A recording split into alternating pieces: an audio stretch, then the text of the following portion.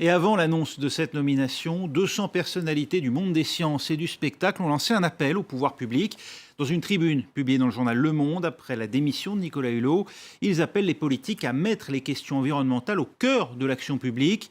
Un appel à l'initiative de la comédienne Juliette Binoche et de l'astrophysicien Aurélien Barraud, qui est avec nous en direct. Bonjour Aurélien Barraud. Bonjour. Un mot d'abord sur cette tribune. Il y a parmi les signataires des Français, comme le climatologue Jean Jouzel ou les acteurs Alain Delon et Catherine Deneuve, mais aussi des étrangers, John Boorman, Bradley Cooper, Wim Wenders. C'est dire si la France porte aujourd'hui les espoirs d'une partie du monde pour la sauvegarde de l'environnement. La décision de Nicolas Hulot a une résonance au-delà des frontières hexagonales. Oui, sans aucun doute. Pour autant, à ce stade, je dirais que c'est un vœu pieux. Donc les espoirs sont immenses, les résultats, quant à eux, se font attendre. De quel point de vue, pour vous, le résultat, c'est déjà l'arrivée de François de Rugy dans ce gouvernement? Elle vous déçoit ou est-ce qu'elle est à même justement de créer cet électrochoc que Nicolas Hulot appelait de ses voeux? Bien, écoutez, je pense qu'il faut juger a posteriori. Ce serait évidemment inacceptable et incorrect de faire un procès d'intention ou de statuer maintenant sur la qualité ou au contraire sur les difficultés qui pourraient être associées à ce nouveau ministre. Je peux simplement dire à ce stade que je suis assez inquiet. Nicolas Hulot était une personnalité très honnête, très déterminée, très aimée et consciente de la gravité de la situation. Et en dépit de sa bonne volonté, dont je suis absolument convaincu, il a quand même échoué. Je veux dire, l'écologie, la transition écologique majeure n'a pas eu lieu et c'est une nécessité vitale pour l'humanité et pour les espèces animales avec lesquelles nous partageons cette planète.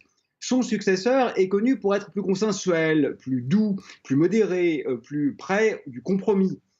Ça m'inquiète un petit peu, pour être honnête. Nous verrons bien sûr les résultats. À ce stade, le moins qu'on puisse dire est que ce n'est pas très rassurant pour l'avenir de la planète, qui ne peut être qu'une priorité pour nous tous. Quelles mesures la France doit-elle prendre immédiatement, d'après vous? Écoutez, je pense que c'est plus qu'une mesure. C'est comprendre que cet enjeu ne peut plus être considéré comme secondaire. Déjà, il y a 30 ans, on savait. Mais aujourd'hui, continuer de faire comme si nous ne savions pas, et tous les présidents de la République récents ont exactement continué de faire comme s'ils ne savaient pas, c'est un crime contre l'avenir. Ce n'est plus possible. Nous sommes dos au mur, nous sommes face au gouffre. Le problème est majeur non seulement pour la biodiversité, pour le climat, pour la pollution, mais aussi évidemment pour la vie humaine en général. Ce n'est pas un détail. On ne peut plus faire comme si c'était une question parmi d'autres. Oui, mais Ce n'est il faut pas une bien prendre question des parmi d'autres. mesures. C'est la ligne. Est-ce que, par exemple, la question du nucléaire, qui est régulièrement mise en avant par les militants de l'écologie politique ici en France, est-ce que c'est vraiment ça la priorité à l'heure de réduire les émissions de gaz à effet de serre, par exemple? Écoutez, ma réponse n'engagera que moi. En tant que scientifique et en tant que citoyen du monde, puisque c'est à ce titre qu'il faut parler, la seule vraie priorité, c'est de diminuer la consommation.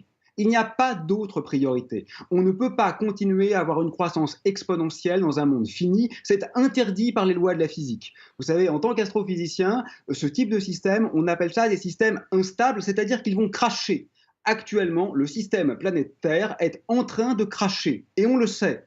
Et la seule façon d'y remédier de façon nette est de tenter d'enrayer, parce que les dégâts sont déjà considérables, ce qui est un cataclysme en cours, c'est de diminuer la consommation. Ensuite, on peut se réorienter, bien sûr, vers de l'éolien, vers des modes de production d'énergie qui sont moins polluants, et c'est certainement intéressant. Et là, il faut en débattre avec les experts. Moi, je ne suis pas compétent pour comparer les différents modes de production d'énergie. Ce que je sais de façon certaine, c'est que s'il n'y a pas une baisse drastique de la consommation qui Oui. peut venir de mesures politiques autoritaires, donc impopulaires, c'est l'ensemble de l'humanité qui va en souffrir, voire en périr. Il faut poser la question du nombre, c'est souvent un tabou, mais la démographie, y a-t-il trop d'êtres humains aujourd'hui sur la planète? Oui, vous avez raison. C'est une question délicate qui est souvent mise de côté. Je suis moi-même un peu en difficulté parce que les pays pauvres où la démographie est élevée sont souvent des pays qui n'ont que cela comme richesse. On connaît les ravages du colonialisme et je détesterais que nous nous placions une fois de plus, une fois de trop, dans une position de donneur de leçons. Pour autant, la question du nombre est évidemment importante. Mais enfin, ce qu'il faut quand même comprendre, c'est qu'on peut très bien nourrir 15 milliards d'hommes de façon correcte. Si on répartit les ressources, il n'y a pas de problème de démographie. Le problème de démographie ne se pose que parce que précisément les richesses et les ressources sont extraordinairement concentrées. Avec un peu plus de répartition, le problème ne se poserait pas. Avec une alimentation par exemple beaucoup plus végétarienne et beaucoup moins carnivore, il n'y aurait aucun problème pour nourrir beaucoup plus d'hommes et polluer beaucoup moins. Donc il va falloir prendre les mesures du désastre. Merci Aurélien Barraud d'avoir répondu à nos questions. Je rappelle que vous êtes l'initiateur avec l'actrice Juliette Binoche de cet appel, cette tribune, donc signée par 200 personnalités aujourd'hui dans les colonnes du Monde.